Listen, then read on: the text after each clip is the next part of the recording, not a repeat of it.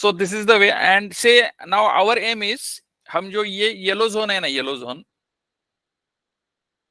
ये yellow zone का foundation है जो स्ट्रक्चरल इंजीनियरिंग की लग रहा है.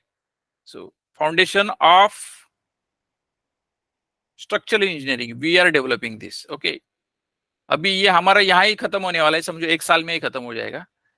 1 साल में एक्चुअली हमारा क्या खत्म हो रहा है, ट्रेनिंग एंड आपको सब नॉलेज मिलेगा, एक बेसिक समझ में आएंगे इंडस्ट्री को क्या चाहिए, इंडस्ट्रियल रिक्वायरमेंट, कंपनीज में जो जॉब्स करते हैं वहां क्या प्रोजेक्ट कैसे करना है, मतलब. So this is your industrial requirements, knowledge और एक्सपीरियंस की. ये जोन में हम सीख रहे हैं, 1 साल में बोल रहा हूँ, 6 महीने ट्रेनिंग, 6 महीने प्रैक्टिस. ये 2 3 4 5 साल आपने इसी पे काम करना है. ओके, ये सब होप मत छोड़ो. हाँ, पेशेंस मतलब डेफिनेटली डोंट लूज होप. नहीं तो यही तो प्रॉब्लम है लोगों का कि होप छोड़ देते, रिजल्ट नहीं मिल रहा इसलिए. सभी का टाइम अलग अलग हो सकता है ऐसे रिजल्ट का, बट यहाँ ही विद इन दिस रेंज आएगा आपको रिजल्ट. सो यहाँ you are need to apply this, continuously आपको काम करना है. यहाँ आने के बाद, अभी ये मैं 5 साल मतलब एग्जाम्पल बता रहा हूँ, किसी का ज्यादा एफर्ट लिया तो 4 साल में भी स्टार्ट हो जाएगा, किसी का 3 साल में भी हो सकता है, बट डेफिनेटली 2 to 3 years तो लगते हैं कम से कम. तो ये आपने करना है. इसलिए वी आर, हमारा ट्रेनिंग कोर्स के बाद भी हम सपोर्ट करते हैं लोगों को रिगार्डिंग एनी डाउट्स, प्रोजेक्ट्स. कोई बिजनेस स्टार्ट करते तो उनको बिजनेस में भी गाइडेंस देते हैं बीच बीच में, या कोई प्रोजेक्ट रहेगा आपको तो we will guide that also. थोड़ा पेशेंस रखो, और it is a slow process, ये दिमाग में रखो. किसी किसी का ग्रास्पिंग कम रहेगा, ज्यादा रहेगा, डिपेंड्स. बहुत बार क्या है, हर एक का इंटेलेक्चुअल एबिलिटी अलग है. इंटेलेक्चुअल मतलब grasping level regarding technical knowledge, grasping regarding technical knowledge, या लॉजिक भी बोल सकते हैं. इंजीनियरिंग है इसलिए लॉजिक भी है. लॉजिक किसी किसी का कम रहता है, ज्यादा एप्टीट्यूड लेवल पे बोलते हैं ना, एनालिटिकल एबिलिटी. तो ये दिस विल डिफर. सब लोग ऐसे हाईली इंटेलेक्चुअल नहीं रहते, लेकिन मैं एक कॉमन बताता हूँ, इंटेलेक्चुअल आप नहीं भी है, समझो आप एवरेज है, ठीक है, ज्यादा एकेडमिक लेवल पे आपका स्कोर नहीं है, या ज्यादा समझने को टाइम लगता है. एवरेज मतलब लेस ग्रास्पिंग, छोट टाइम लगता है उसको ग्रास्प करने को. डेफिनेटली इसके पास सबसे बड़ा पावर कौन सा है पता है क्या, कौन से भी आदमी को, मतलब who is common, average person can put more efforts, ज्यादा काम कर सकते हैं, put more efforts. Okay, hard work, ठीक है. इंटेलेक्चुअल इंटेलिजेंस कम है थोड़ा, चलना चलेगा, कुछ भी इशू नहीं. रादर मैं बोलता हूँ कि ज्यादा इंटेलेक्चुअल होना चाहिए, मुझे तो ऐसे लगता है ज्यादा. क्योंकि इंटेलेक्चुअल पीपल है ना, जनरली, जनरली बोल रहा हूँ मैं, दे आर लेजी. उनको बोल लगता है कि अरे आता है मुझे सब. तो क्या करते हैं, they put less efforts. Generally ये लोगों का प्रॉब्लम है, लेस एफर्ट्स, ज्यादा एफर्ट्स नहीं लगाते. ये लोग बहुत बार इनडिसिप्लिन रहते हैं, डिसिप्लिन ही नहीं उनको. और इनका और एक रहता है कि ये इनकंसिस्टेंट, मतलब कंसिस्टेंसी नहीं रहती काम में. इसलिए बहुत बार आपको, आपने देखा होगा कि जो जिनका एकेडमिक स्कोर अच्छा रहता है करियर में, स्कूल में या कॉलेज में, बाद में वो सक्सेसफुल नहीं दिखते. इसलिए बहुत बार इंटेलेक्चुअल लोग सक्सेसफुल लिस्ट में बहुत कम है. अभी ये बहुत ही मैं पैराडॉक्सियल बोल रहा हूँ, लेकिन ये ऐसे दिखता है मार्केट में. एंड एवरेज पर्सन पहले कहाँ भी दिख नहीं रहा था, और ये लेवल पे हार्ड वर्क, कंसिस्टेंसी, एफर्ट्स, इसके ऊपर he is following this exponential graph. Okay, बहुत बार ऐसे दिखता है हमें वो growth, and this is your success. मतलब ये सक्सेस है आपका. इसका मतलब आप ये मत सोचो कि आपको समझ में आता है या नहीं आता है, इसके ऊपर ध्यान दे दो. Okay, don't worry. सो पहली बात तो डोंट कंपेयर विथ एनीबॉडी कि मैं I am less average person, I am not intellectual, I am not intelligent. Don't think in that way. ऐसे कभी कुछ होता नहीं, इंटेलिजेंस या नॉन इंटेलिजेंस. सिर्फ ये पॉइंट्स आपको चाहिए, एफर्ट ज्यादा लगाओ, हार्डवर्क करो, कंसिस्टेंटली काम करो. डाउट्स रहेंगे तो पूछो. If you are in doubt, ask. बहुत बार है ना, डाउट आता है लेकिन पूछते नहीं. आस्क इट एंड करते रहो. तो you will definitely follow this process.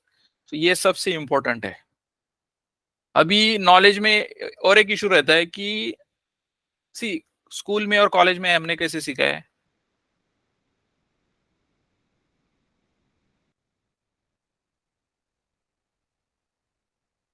Different subjects अलग अलग सीखे हमने, और सीखते समय कैसे किया, सब्जेक्ट नंबर 1 2 3 ये अलग अलग सीखा पॉइंट वाइज, चैप्टर 1 चैप्टर 2 3 4 5 6 ऐसे चैप्टर्स हर एक सब्जेक्ट्स में। Then what we have done, we have solve the problem, problem solve करना है हमें। प्रॉब्लम सॉल्व करते समय कैसे करते हैं, स्टेप्स ऑफ डिजाइन, स्टेप्स करो follow and then get the answer. Okay, so we can say this learning process, subject learning in the school and college, is stepwise or chapter wise, right?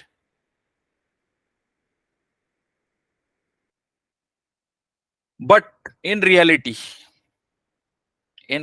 or in real projects, actually stepwise ऐसे कुछ ज्यादा नहीं होता। मतलब stepwise system is not suitable only, मतलब only stepwise अगर आपको समझ में आता है, अदरवाइज समझ में ही नहीं आता, तो then there is a problem.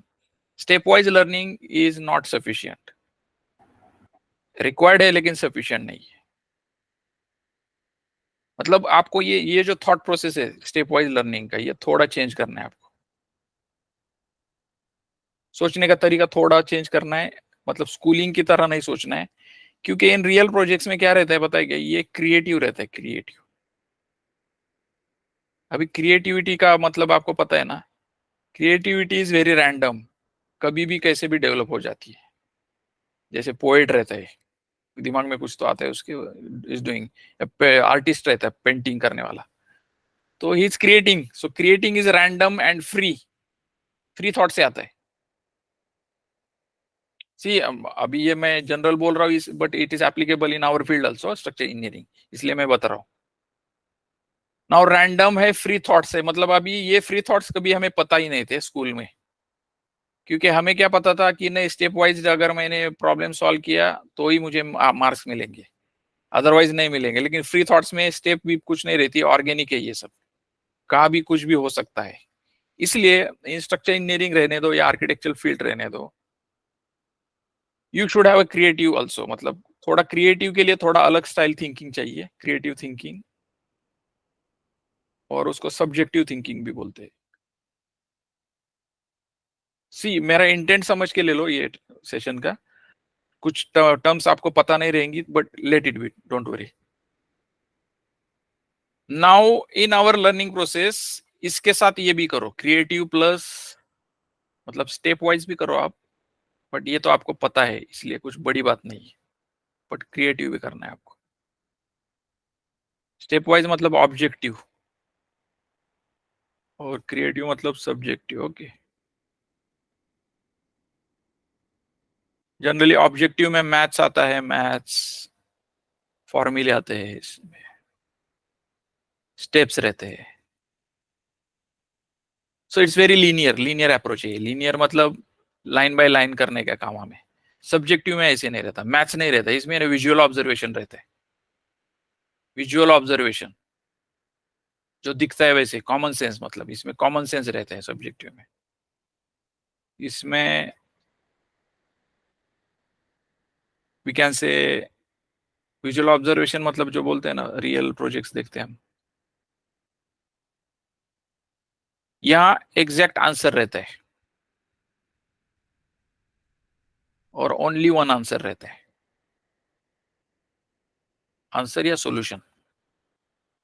यहाँ एग्जैक्ट नहीं रहता है, यहाँ अप्रोक्सीमेट आंसर है।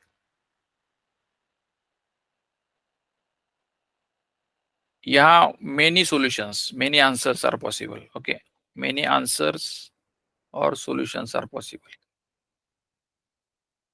अलग अलग कर सकते हैं हम। ओके, नाउ ये दोनों एक साथ ही करना पड़ता है हमें सीखते समय, इसलिए क्या रहेगा, ये थोड़ा सा सीखते समय आपको थोड़ा रैंडमली सीखना है, रैंडम एंड टोटलिटी में सीखना है। समझ में आ रहा है? जैसे मैंने पहले सेशन लिया था, first session, whole to part study, okay. इसलिए हमने लाइफ साइकिल सीखा था ना, होल टू पार्ट। सो कभी भी है ना, होल, ये टोटलिटी समझ में आना चाहिए पहले ही, तो ये आप पार्ट्स सीख सकते हैं। अगर आप पार्ट्स में सीखा, आप स्टेप्स में सीखा सिर्फ, तो you will not understand the subject. Total structure engineering समझना है तो टोटल में समझ के ले लो। See definitely as a part of training process हमने ये भी है, ऑब्जेक्टिव पार्ट भी हमारा सीख रहे हैं, हम सॉफ्टवेयर सीख रहे हैं, ये थोड़े डिजाइन सीख रहे हैं, लेकिन सब्जेक्टिव पार्ट भी कवर हो रहे हैं ट्रेनिंग में बीच बीच में। तो उसके ऊपर आप थोड़ा फोकस बढ़ाओ, क्योंकि ये हमने सीखा है इसलिए इतना बड़ा नहीं है। You can understand this method, but ये मेथड समझने के लिए थोड़ा आपको डीप थिंकिंग करना पड़ेगा, सोचना पड़ेगा, ओके। और डेवलप योर ओन थॉट्स।